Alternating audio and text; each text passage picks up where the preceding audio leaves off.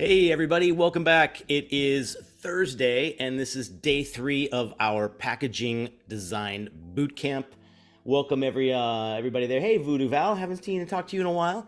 Gonna get to see you at Adobe Max. Can't wait. Should be a blast. Welcome back, everybody. In case you guys haven't been watching and you want to go back, you can obviously watch episode 1 and 2. But we're doing packaging design in this boot camp. This is day 3. We've got one more day tomorrow to wrap this up. And what we're doing is a fictional design packaging for a cookie company. And you guys have been super helpful in helping me out with some of the names, some of the flavors. Let's get right into it. I'm going to show you where we left off yesterday in Illustrator. We dabbled a little bit in Dimension. It was kind of a little tease as to where we're going to go today, but we'll do a quick little recap, show you some of the issues we had and how we're going to attack it today. So Presto is our brand. It is a line of magical treats. These are cookies in a bag, and basically they come freezer or refrigerated, and you'll pop them right into a air fryer, and within 5 minutes you've got a fresh warm cookie. We came up with this idea of something magical, kind of inspired by old magician style, Victorian, really full of wonder, magical, trickery, fantasy, all this fun stuff. The best part about this is it really was in line with our brand, and we have all these really cool names, words, vocabulary, sentences, things to help us out with titling, with our copy, even with imagery. And again, my whole goal with this is to create a story within this branding. So not only is the client super happy, but the most important part is the consumer gets it and they see this and it tells them right off the bat what they're buying, what to expect, where's the fun, all that great stuff. So we had designed a look here. This was our line. We got to here on day 1 and we were kind of liking where it was going.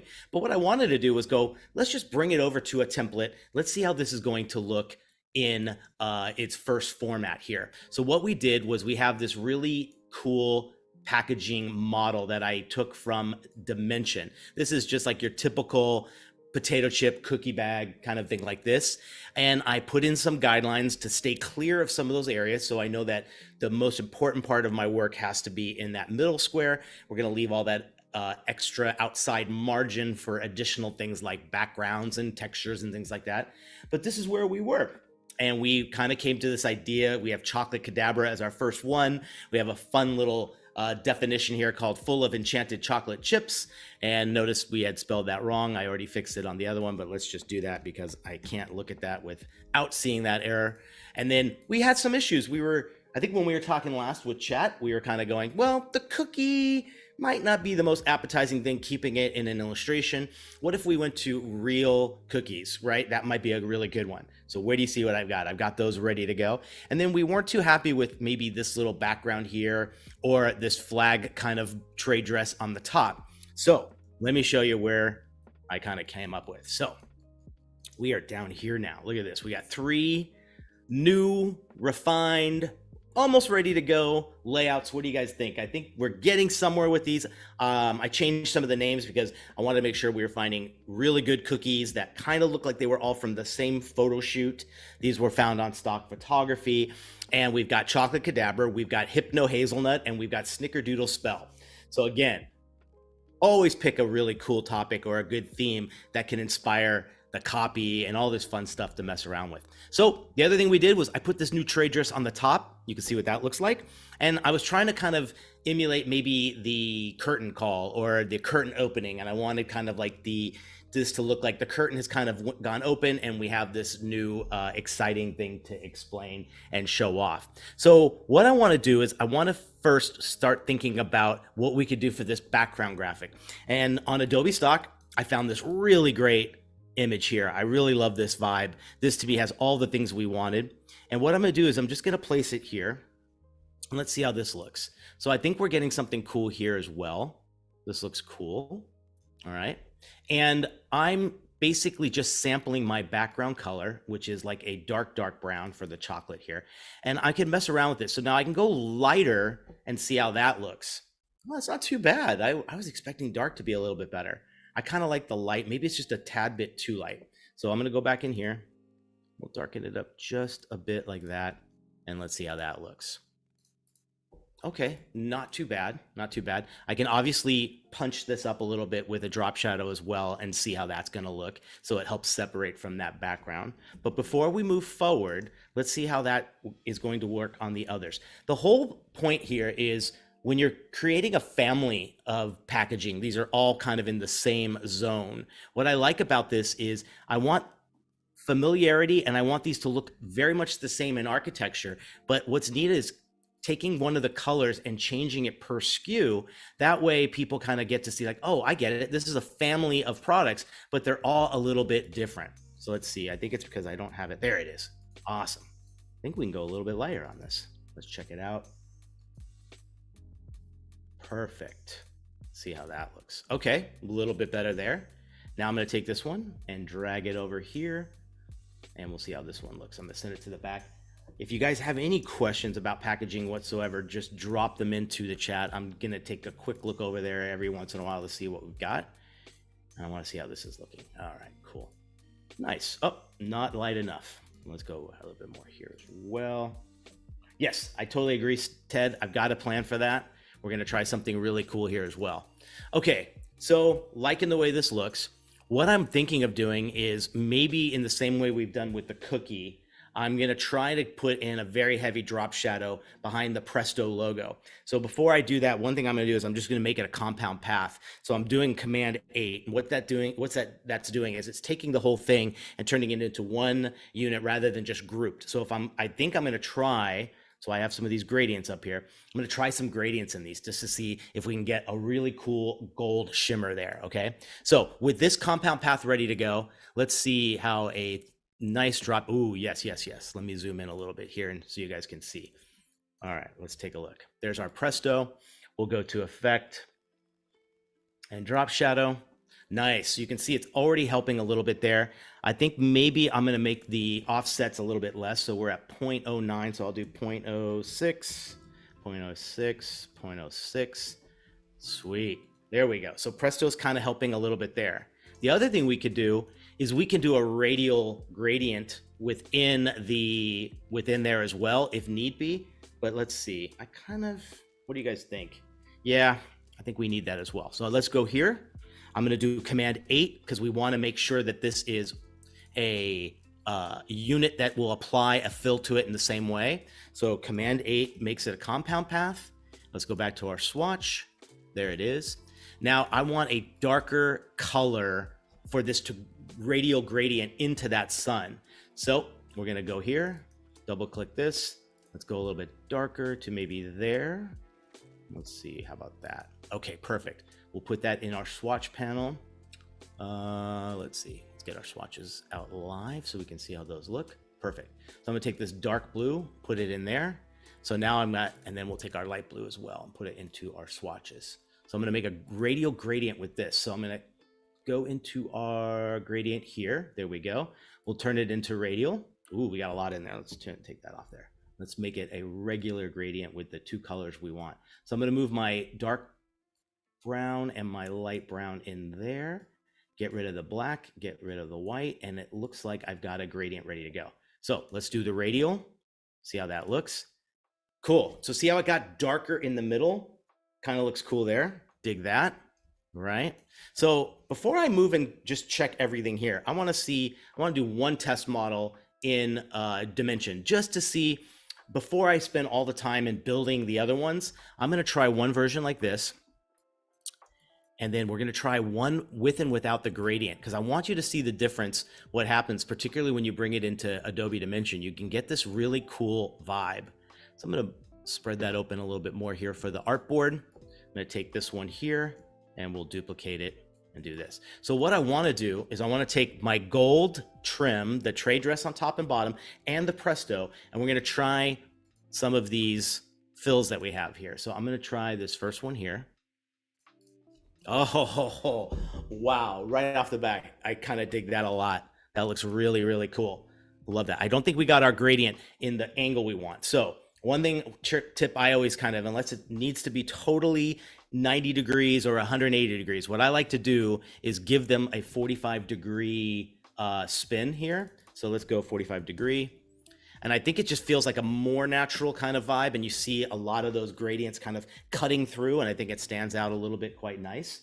You like that? All right. Very cool. So let's give this a test run.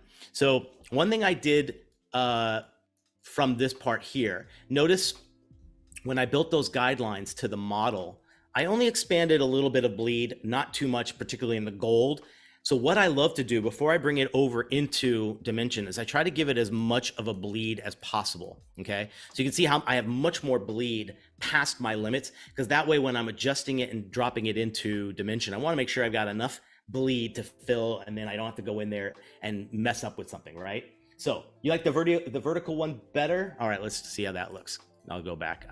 I think you're right. Maybe it was showing a little bit too much of those heavy tones. Let's go back here and try 180. There we go. What do you think? CJ, you good? You're my mentor here. Help me out. I kind of dig it. Yeah. Okay. So I'm going to take this one. With everything selected, I'm going to right click and add it to my library. I have made a library that with a name that is based on either the project or something I'm working on. So that way when I do spin right over to Dimension, oh, we can see our old one there. It wasn't looking that good, right? I'm gonna get rid of that, take the model off. There we go. So we've got our model ready to go. Hit our, I called it Pronto because that's what I had originally instead of Presto. I like Presto a lot better. So all I'm gonna do, artwork 2, drag it right onto our model. Yeah, 180 feels better. I think I agree, guys. Perfect. I can automatically see that I am not symmetrical, so luckily I have that cookie to kind of base it off of. There we go. Looks good. Let's now scale this up a little bit here. And we'll scale this up a little bit here. And we can move it around. Ooh, come in just a bit less.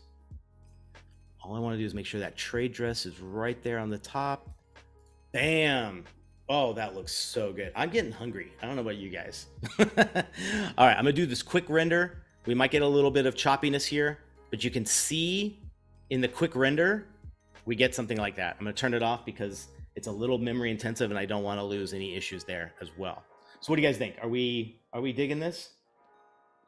Yeah, totally. That's the goal, CJ, right? I wanna make sure this looks like it's right from a store shelf, right? Chocolate, getting the vibes. Magic, I'm getting the vibes. Everything is in a good place. Nothing's getting cut off from the crimp on the top or the bottom or the gussets in on the side. So we're looking really, really clean. Kind of dig the way that looks. So with that, I'm just gonna do a quick save and make sure that this one's good to go. Because what we wanna do now is I wanna make one more version and we're gonna do a nice group shot of all three. If we can get that in today, that would be killer. All right, so let's move over to our second one. We're gonna go to these guys. Perfect. Let's see, is this one a Command 8? Let's just double check. Cool. Want to make sure my compound paths are good. I drop and let's get that gradient. Oh man, I love that. That looks cool. Perfect. Let's get our colors here. We got our red here. That swatch looks good. And let's make a darker one. The shadow on the bottom is a bit distracting. Which one, man? Help me out. The shadow of the cookie. Let's see, I need to make this darker. Cool. All right. And we'll get our darker one in there. Excellent. Get to here, Command 8. Bring it back to our color here. And we want to do that same radial treatment with this one as well. So let's go with that. Ooh, we got a lot here. So let's change this. Where's an easy gradient? Let's see. Oops. Ooh, that almost kind of gave me a Christmas vibes. What do you think? Did you see that? Where was the gray? Oh, guess I missed it. But that's a neat thing too, to consider the cool stuff that you can do with seasonal packaging as well, which is pretty neat. Maybe this one might not need it. Let's give it a shot just for time's sake. Drop shadow. Boom. Yeah, dig it. All right. This one, we got it in the right color we like. We'll take Presto, we'll Command 8 it, and we'll give it that same drop shadow.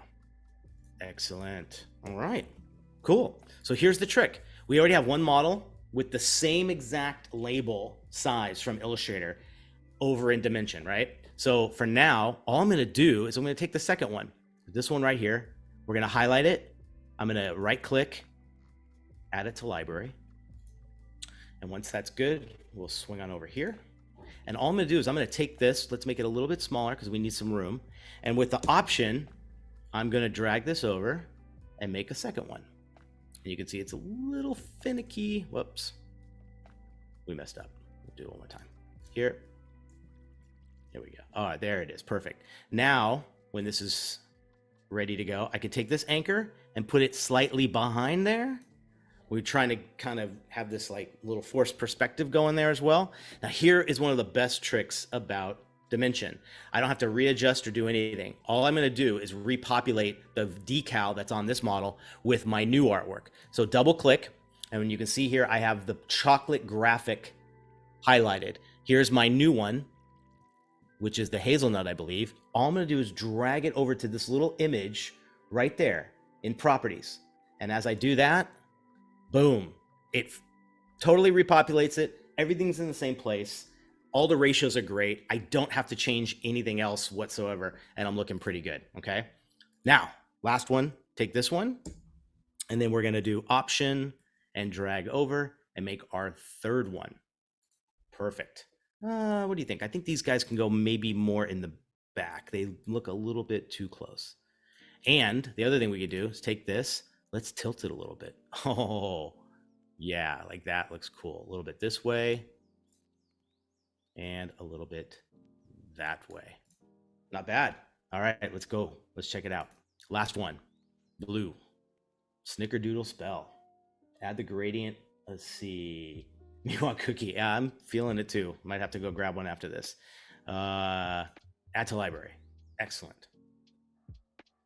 Go back to Dimension. Same thing. We discovered this literally on Adobe Live when Dimension first came out. And we were like, whoa, there's got to be an easier way. This is so cool. Double click, grab your new art and highlight it right over to that little thumbnail, and we'll get our blue one. Look at that. So again, if I want, we can kind of mess around with the angles a little bit. I can get it a little bit more like this. So it's definitely a little bit more dramatic. We'll do it this way as well. Love the way that looks. It's looking pretty cool. One other trick we could do. Now, you've got the decal in there. It's on the model of there. What you could do is you can mess around a little bit. I'm going to double click again on one of these, and let's just pump up the metallic to 21, right about there. And we'll do this on it. And what's neat is it kind of does that to each one. And I'm assuming that's under a universal change there for some reason, if it's on the same model. There we go. So now that gradient we added is even getting more of a reflective vibe there as well. And apologize if we get a little bit here. Hey, what's up, Sebastian? Let's see. Dang, looking good. For a quick little render, the quick render button is fantastic. You can get a good vibe there as well and see.